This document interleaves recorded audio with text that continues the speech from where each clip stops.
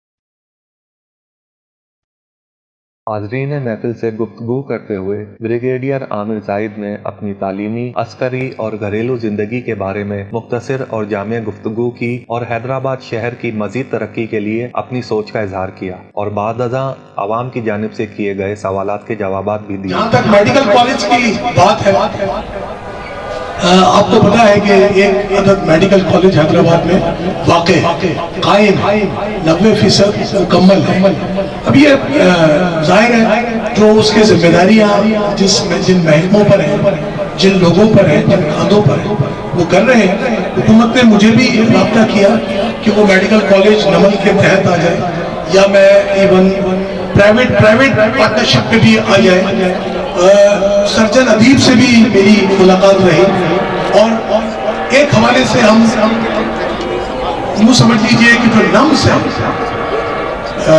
उससे भी बातचीत चल रही है कि इंशाअल्लाह ताला असल मकसद है कि वो मेडिकल कॉलेज काम करना शुरू कर दें। तकरीब के इख्तिताम पर पाकिस्तान एक्सीलेंस क्लब की जानिब से ब्रिगेडियर आमिर जाहिद खान को क्लब की मेंबरशिप पेश की गई और उन समेत दीगर मोअज़्ज़िज़ीन को सिंध का रिवायती तोहफा अजरक भी पेश किया गया। तकरीब के आखिर में मेजबानों और मेहमानों ने अपने अपने ख्यालात का इजहार भी किया कि आज का प्रोग्राम बहुत आलीशान रहा।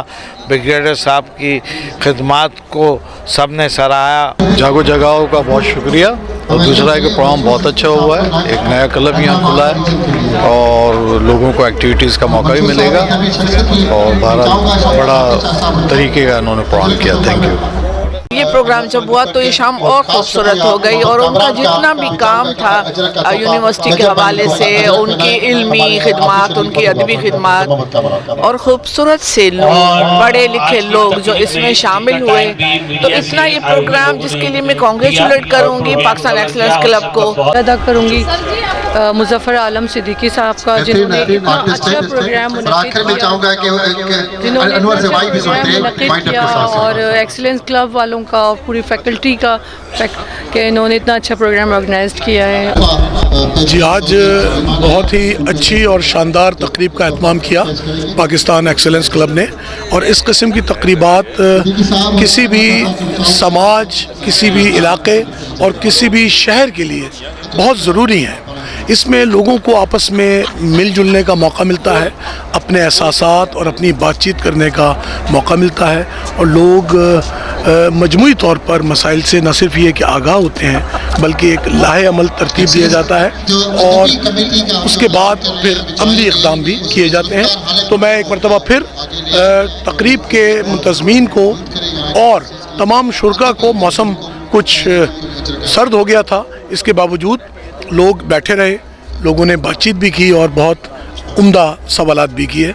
मैं सबका शुक्रगुज़ार हूँ कि वो इधर तशरीफ़ लाए।